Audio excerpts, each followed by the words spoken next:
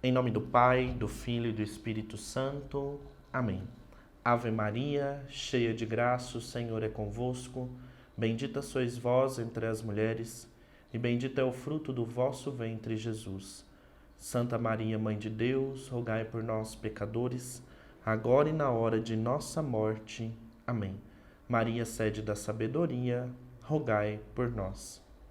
Olá, pessoal, que alegria estar aqui com vocês em mais um encontro sobre a Sagrada Liturgia. Particularmente, esse encontro que nós teremos hoje é um dos que mais me deixa feliz, um dos que eu mais gosto, porque vamos falar literalmente sobre o dia a dia da vida da igreja, o dia a dia da nossa liturgia.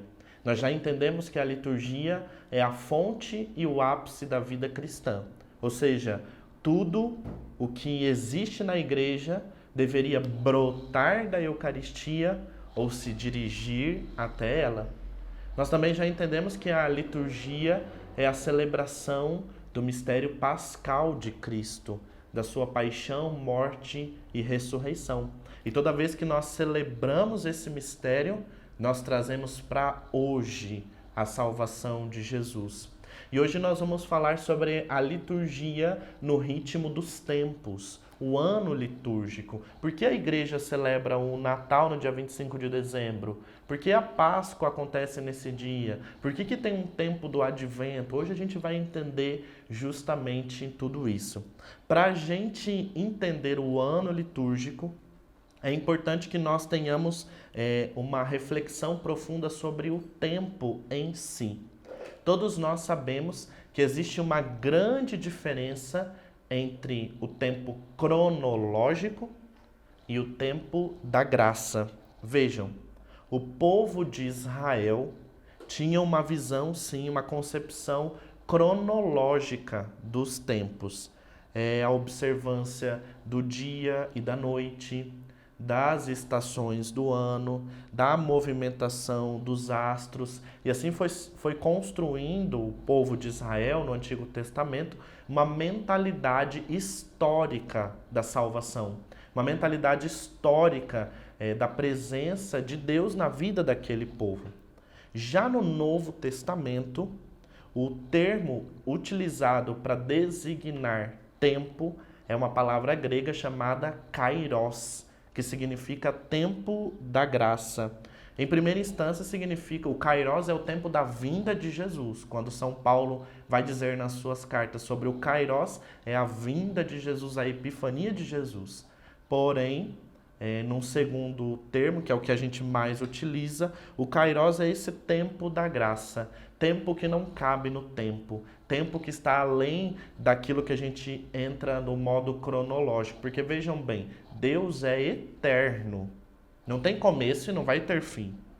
Só que em Jesus, Deus entra no tempo. Para nós, no ano 1, Deus entrou no tempo. Então, naquele momento, o tempo passou a ser parte de uma categoria divina. Olha que profundo. O tempo passou a ser parte do próprio Deus.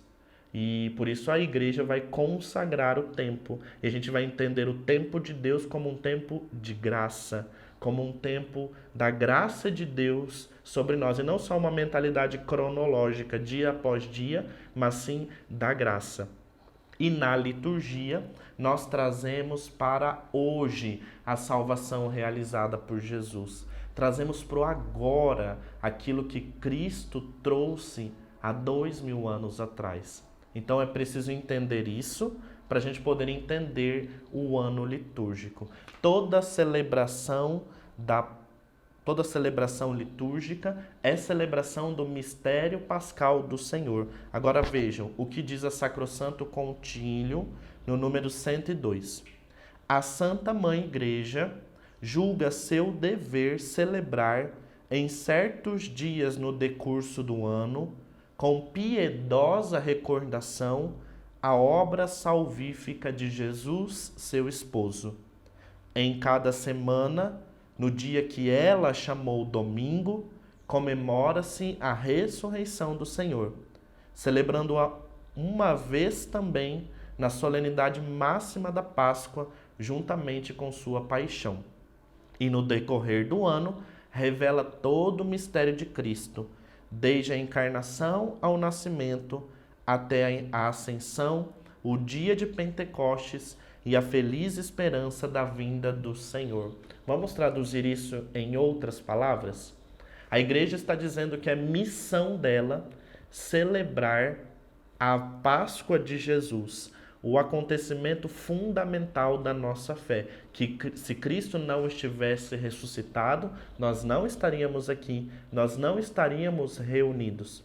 Então a igreja vai celebrar a Páscoa, o mistério pascal de Jesus, de modo mais intenso ao longo do ano. Para quê? Para manter viva no coração dos fiéis a certeza de que Cristo está no meio da sua comunidade. Manter viva no nosso coração a experiência com Cristo ressuscitado. E aí a gente cai no primeiro ponto, o domingo. O domingo, diz aqui a palavra, olha só, em cada semana, no dia que ela chamou domingo, comemora a ressurreição. O domingo é o dia da igreja.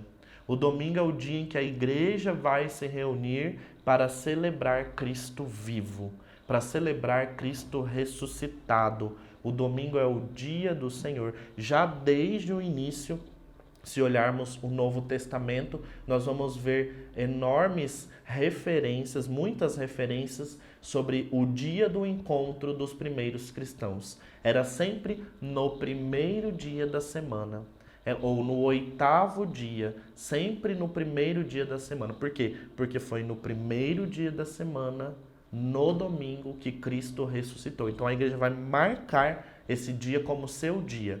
Os judeus tinham o sábado como dia de descanso. Os cristãos vão se reunir aos domingos, porque foi no domingo que Cristo ressuscitou. E aí vai entrar aquela frase célebre de São Justino, que vai dizer: nós nos reunimos no dia do sol, Sunday, domingo. É no domingo que nós nos reunimos, é o nosso dia. O dia do cristão. E aí fica a primeira reflexão para a gente. Será que o domingo tem sido o dia do Senhor para você? Será que o domingo tem sido de fato o dia de se encontrar com Jesus ressuscitado verdadeiramente? Você pode ir à missa todos os dias da semana, mas é no domingo que a gente celebra de modo comunitário, de modo eclesial, a ressurreição do Senhor. E você não pode ficar fora disso. É nosso dever. Não existe cristão sem domingo. Não existe católico sem domingo. Se você não vai à missa de domingo, pecado grave. É importantíssimo que celebremos o domingo como dia do Senhor. Dies Domini, dia do Senhor, dia da ressurreição do Senhor. Páscoa semanal. E aí, logicamente, ao longo do ano a gente vai atualizar esse mistério da nossa salvação. A própria Sacrosanto Contínuo vai nos explicar que, de fato, a gente precisa, em primeiro lugar, restaurar o domingo como dia do Senhor. Restaurar o domingo como esse dia de graça, mas também consagrar o ano todo como um ano de celebrar Cristo vivo. Vejam bem, a liturgia gira em torno desse mistério pascal de Jesus. Paixão, morte e ressurreição do Senhor. E é em torno desse mistério que a igreja vai organizar o ano litúrgico. Por quê? Para manter viva a memória do ressuscitado, manter viva a memória do Cristo no meio do seu povo, a igreja vai celebrar o quê? A vida de Cristo. Então, por que não dizer Cristo mesmo é o ano litúrgico? Porque a gente celebra o seu nascimento, a sua ascensão aos céus, a sua Páscoa, e esperamos a sua nova vinda. Então, Deus mesmo é o ano litúrgico. Ou ainda, em outras palavras, sendo mais ousado, Cristo é a festa da igreja. É Ele que nós celebramos. O próprio Senhor, desde a sua encarnação ao seu nascimento, a sua paixão, morte e ressurreição, a vinda do Espírito Santo, e esperamos a sua vinda gloriosa. Que bonito! Cristo, festa da igreja. Deus mesmo é o ano litúrgico. E como que é organizado o ano litúrgico, então? Ele é organizado em 2 ciclos fundamentais, 2 ciclos maiores, a gente diz. Consagramos o ano num ciclo chamado ciclo da Páscoa e ciclo do Natal. E no meio dele tem um chamado tempo comum. Então nós temos 2 ciclos fundamentais, o do Natal e da Páscoa, e o tempo comum que permeia esses 2 ciclos. Então vamos lá, por partes, para a gente poder entender algumas coisas. O núcleo, a parte fundamental do ano litúrgico está no ciclo da Páscoa, porque celebramos de modo atual, trazendo para hoje, a Páscoa de Jesus. Quando que começa o ciclo da Páscoa? Tem toda uma preparação anterior, né? A gente já não chega celebrando, cantando aleluia, aleluia, ele ressuscitou. Não. A gente começa um período de preparação para a Páscoa de 40 dias. Então, o ciclo da Páscoa começa na quarta-feira de cinzas, com o início da quaresma. E a quaresma vai ser esse tempo de jejum, oração e caridade, durante a qual nós vamos preparar o nosso coração para celebrar de modo mais intenso, de modo mais dinâmico, de modo mais forte a Páscoa do Senhor. Então nós temos da quarta-feira de cinzas até a quinta-feira santa pela manhã o tempo da quaresma. Nesse tempo a gente vai se preparar para celebrar a paixão, morte e ressurreição do Senhor. Mas aí nós temos a Semana Santa. A Semana Santa que vai ser os dias mais fortes do ano, os dias mais intensos do ano, em que vamos ter um domingo de Ramos, ainda no tempo da Quaresma, em que vamos aclamar Cristo como Rei do Universo, como Senhor da história. E ao mesmo tempo vamos mandá-lo para a cruz, né? Se você prestou atenção na missa Domingo de Ramos, que uma hora a gente aclama ele como Rei, Hosana Rei, e no outro momento a gente está colocando Jesus na cruz. Isso no Domingo de Ramos. E aí na Semana Santa os dias vão passando, tem todo um itinerário de celebrações, a unção de Jesus na casa de Lázaro com Marta e Maria. Nós temos a Jesus prevendo que Pedro iria negar, Jesus anunciando que Judas iria traí-lo. E aí temos a celebração da Quinta-feira Santa, a instituição da Eucaristia, o lava-pés, Jesus que vai ao monte rezar com Pedro, Tiago e João, isso na Quinta-feira Santa. Na Sexta-feira Santa, o grande dia da cruz do Senhor, em que não celebramos a Santa Missa, o único dia do ano que não existe a Santa Missa, e nós fazemos o ofício da paixão e morte do Senhor, e ali adoramos a cruz do Senhor. Depois o sábado de silêncio, que vai terminar com a grande vigília pascal, a noite da ressurreição, a madrugada da ressurreição, quando Cristo vence a morte de uma vez por todas, ó noite de alegria verdadeira, que une de novo o céu, a terra inteira. E aí o domingo de Páscoa, Cristo vivo, Cristo no meio de nós. As mulheres que vão ao túmulo e não encontram o Senhor, vem a pedra rolada e ele se mostra para elas. E essa alegria da Páscoa vai durar ainda 8 dias, na chamada oitava da Páscoa. 8 dias de ressurreição. Essa é a organização da igreja, né? Nesse auge da nossa fé. E o tempo da Páscoa ainda vai se prolongar por mais algumas semanas. Mais 7 semanas de Páscoa, para mostrar Cristo presente com o seu povo, Cristo presente com a comunidade, Cristo ressuscitado que caminha e ensina os seus discípulos. E a festa da Páscoa, o tempo da Páscoa, vai terminar com o envio do Espírito Santo. Jesus sobe aos céus, celebramos a ascensão do Senhor, e depois o envio do Espírito Santo, a festa de Pentecostes. Esse é o ciclo da Páscoa. De outro lado, nós temos um outro ciclo, o ciclo do Natal. O ciclo do Natal quer nos fazer pensar na encarnação de Jesus, na vinda de Jesus para a Terra. Tanto a primeira vinda, que aconteceu há 2000 anos atrás, como a segunda vinda, que há de acontecer quando for a vontade de Deus. Então, o tempo de preparação para celebrar o Natal do Senhor começa com o Advento, o tempo do Advento, 4 domingos em que vamos nos preparar para acolher Jesus, seja na sua primeira vinda ou na sua segunda vinda, quando ele há de chegar. E aí celebramos a noite de Natal, né? Noite bonita, noite de festa. Ó Deus, que fizestes resplandecer sobre nós uma luz, que é Jesus. Assim a gente reza nessa noite.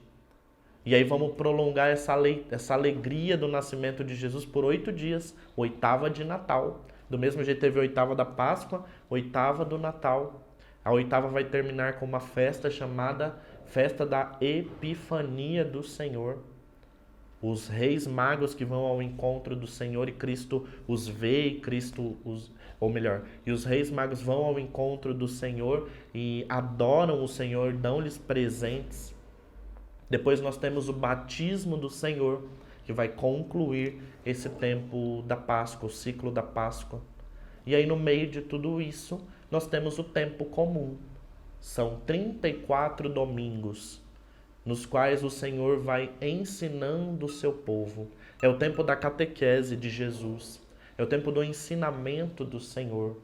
O ano litúrgico termina verdadeiramente no domingo de Cristo Rei, na solenidade do Cristo Rei, e começa sempre no primeiro domingo do Advento. Essa é a organização geral do ano litúrgico. No meio de tudo isso, nós temos as festas da Mãe de Deus, Santa Maria, Mãe de Deus, 1º de janeiro, Maria, Mãe da Igreja, a Imaculada Conceição. Temos as festas dos apóstolos, São Pedro e São Paulo, o padroeiro da igreja nossa que pertencemos. Quer dizer, a igreja que vai trazendo ao nosso coração momentos fortes da nossa fé, para que a gente possa manter viva a presença e a certeza de que Cristo está ressuscitado no meio de nós. Então, para resumir, o ano litúrgico é a celebração da vida de Jesus na nossa vida.